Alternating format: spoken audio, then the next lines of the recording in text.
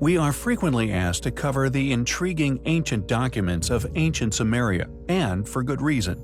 For although the Sumerian king list is officially classified as an accurate and important chronographic document from ancient Mesopotamia, the lifespans of many of the oldest of its rulers are stated as having lived for upwards of 30,000 years. Furthermore, there is a noticeable steady decline in the duration of these rulers' lives. This gradual decline, when seen in its complete translated form, if of course it is indeed an accurate documentation of history, displays a clear example of devolution over many thousands of years. It lists a long succession of cities in Sumer and the surrounding regions.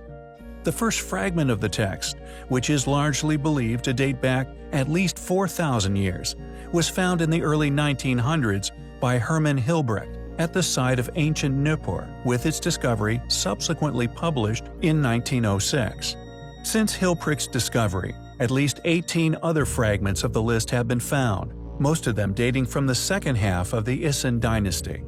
Yet this controversial claim of past rulers' ages is a reoccurring theme with many of these fragments, reiterating these incredibly long lifespans. Furthermore, intriguingly, the Epic of Gilgamesh, perhaps the most famous, still surviving contribution to world history dating back to Mesopotamia, is depicted as nothing short of a giant. Often depicted, carrying what is perceived as his pet lion, the cat, however, appears far from tame, attempting to take a chunk from his arm, but due to Gilgamesh's relative size to his furry friend, merely appears as nothing more than a kitten when in his embrace. Could these claims of a 20,000-year lifespan be connected to the additional claim of many of the figures from this era's incredible sizes? Could heavy research and a subsequent in-depth exposé regarding the reality surrounding the claims of the Mesopotamian civilization finally confirm the past existence of not only giants, but human beings whom, after their derivation from divinity, initially had lifespans stretching into 30,000 years? For as the list states, and I quote, "After the kingship descended from heaven, they were situated within Eridung in Alulim. It is named after Eridung, who became king. He ruled for 28,800 years, with Alajar subsequently ruling for 36,000 years after him. Two kings who ruled for 64,800 years." End quote. As one would predict, such claims are simply dismissed by academics the world over. This is, of course, due to the tales of the king's immense longevity, and due to their own paradigms, one they are often funded to regurgitate would have simply been impossibility.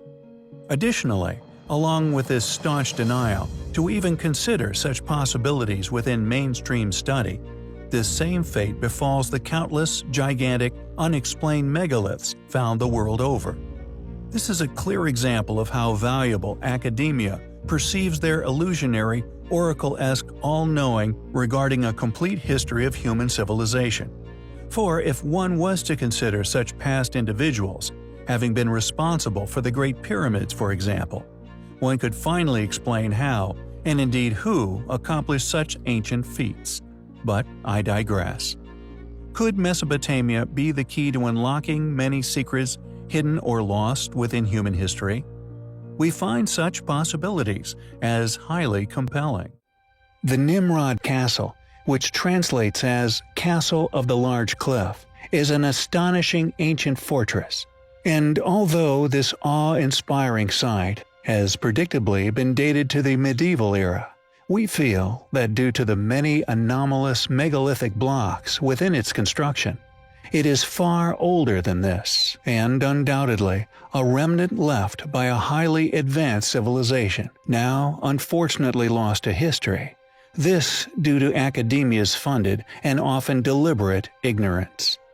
Many of the oldest blocks present within the structure, for example, are all upwards of 10 tons, with some of the heaviest recognized as being over 40 tons in weight.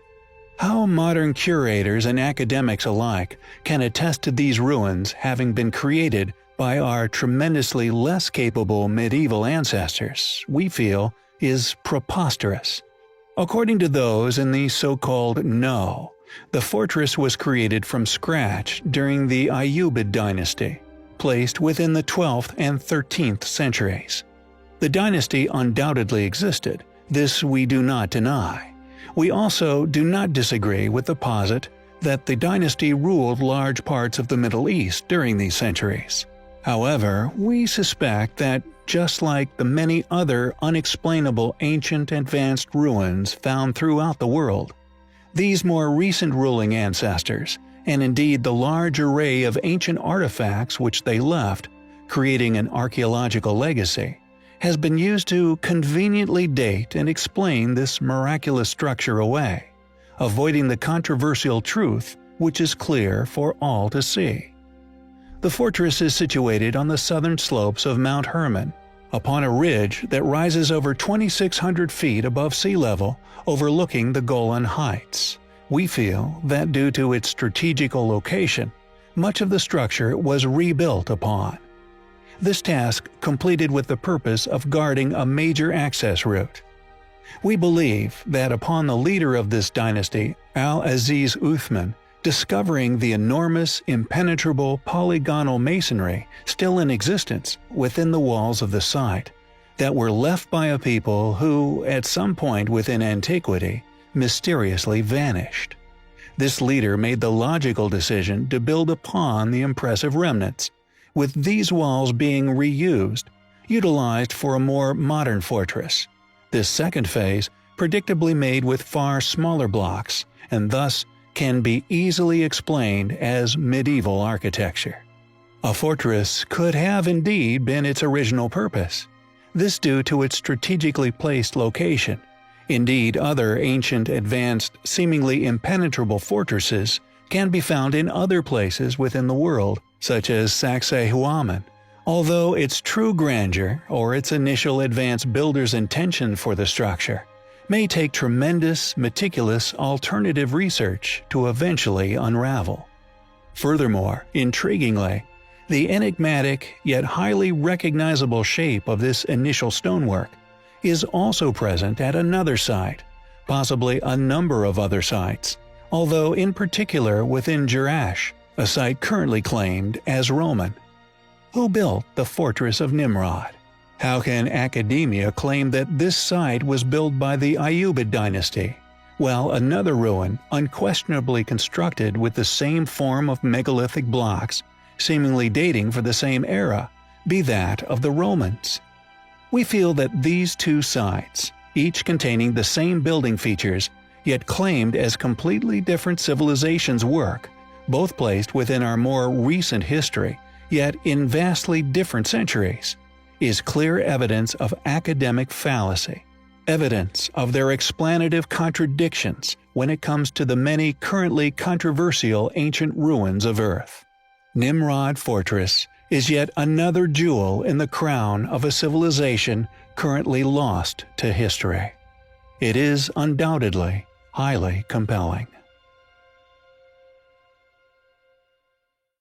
Tucked away in the bowels of the Israel Museum within Jerusalem is a small, inconspicuous artifact that, if the claims of its origins, believed by many independent researchers and scholars alike, be true, it would support the existence of a remarkable treasure, which countless individuals over the millennia have become convinced of its existence. Yet their efforts to discover this treasure were all to no avail. Yet a small ivory pomegranate, about the size of an adult's thumb, with some rather intriguing inscription still readable upon it, could possibly prove those who believe in its existence right all along. The object's Paleo-Hebrew inscription contains the divine name of Yahweh, which was used by the ancient Israelites. If authentic, then this small ivory pomegranate may be a still existing head of a scepter of King Solomon, which could have only been found within a treasure and possible tomb, which many claim still remains beneath Solomon's temple itself. What makes this treasure so incredibly intriguing, if indeed it existed, along with its gold and silver relics and the aforementioned scepters and canes, was that with this collection has long been claimed to have been the storage place for the Ark of the Covenant, whose location is also continually debated by many different fields of interest. The scepter's head's authenticity has, predictably, been dismissed by some and argued as real by others. Yet having first came to the attention of the public over 30 years ago, its discovery and possible incredible origins have received a suspiciously low level of media attention. Paleographer André Lemaire initially stumbled across the ivory pomegranate in 1979, for sale in an antiquity shop in Jerusalem. Lemaire published a note on the object in the French scholarly journal Revue Biblique in 1981, and by his 1984 issue of BAR, the inscribed ivory pomegranate was really beginning to be looked at seriously. For 15 years, the inscribed ivory pomegranate could be seen at the Israel Museum, displayed in a special room with a direct beam of light on it. In 2005, however, a committee comprised of Israel Antiquities Authority and Israel Museum scholars published a report in the Israel Exploration Journal concluding that the inscription was a forgery. However, this claim by the individuals who forensically examined the object originally were later redacted, stating they could not confirm its authenticity, yet were reluctant to state it as authentic. Yet regardless, it is now curiously protected and not on display. Is this object really a surviving relic from the treasures of the Temple of Solomon? Does this support the possibility that other treasures, specifically the Ark of the Covenant, could really exist? We find such possibility highly compelling. On the 25th of January 2011, the streets of Cairo were being ravaged by a rioting population, demanding the end of President Hosni Mubarak's 30-year regime. While the world was distracted by the dramatic scenes of chaos upon the streets above, deep within the ancient dusty tunnels, a team of archaeologists, led by Suzanne Bickel of the University of Basel in Switzerland, was quietly making one of the most significant discoveries of the past century. They had initially found the top of a large round stone at the eastern end of the Valley of the Kings. The archaeologists suspected that it was just the top of an abandoned shaft, but before they could investigate, due to Egypt's political process regarding finds within the valley, they had to cover the stone rim with their own locked iron door, inform the Egyptian authorities, and apply for an official permit to excavate. A year later, after gaining approval to excavate, Bickel returned with a team of 24 people, including Field Director Elena Paula Goth of the University of Basel, Egyptian Inspector Ali Rita, and local workmen. Each took turns lying on the ground, head pressed against the shaft wall, one arm through a small hole next to the capstone, snapping photographs. They left little doubt that it was indeed an ancient tomb. On top of the debris rested a dusty black coffin, carved from sycamore wood and decorated with large yellow hieroglyphs on its sides and top. Bickel has stated that she has never seen an Egyptian coffin in such a good condition before. The dating of fragments of pottery made from Nile silt and pieces of plaster, commonly used to seal tomb entrances in ancient times, together with the age of the other nearby sites, have indicated that the tomb could be more than 3,000 years old. The hieroglyphs describe the tomb's occupant as being named Nahimi's Bastet. Egyptologists currently believe she was a lady of the upper class and of Amun. People have been claiming there was nothing new left to find in the Valley of the Kings for almost as long as they have been digging there. The Venetian antiquarian Giovanni Belzoni believed he had emptied the last of the valley's tombs during his 1817 expedition, while Theodore Davis, who excavated there a century later, came to a similar conclusion right before Tutankhamun's burial chamber was found. Fortunately, there is a growing number of people who are beginning to suspect that there is a wealth of discoveries still left to be made in the Valley of the Kings, the Nile Delta, and Egyptian as a whole. And thanks to discoveries such as these, interest in these existing mysteries grows by the day. It is interesting to see that in this period, even a wealthy girl was buried with quite simple things, Bickle says, comparing Nahim's Bastet's coffin and stele with the elaborate pottery, furniture, and food found in earlier tombs. Her wooden coffin was certainly quite expensive, she says, but nonetheless, it lacked the elaborate inner coffins found in similar burials. Is this the burial chamber of an extremely ancient queen? After reinforcing the coffin and securing the mummy, Bickle's team have transported across the Nile to Luxor, where a full investigation is currently being undertaken into the true identity of the mystery female.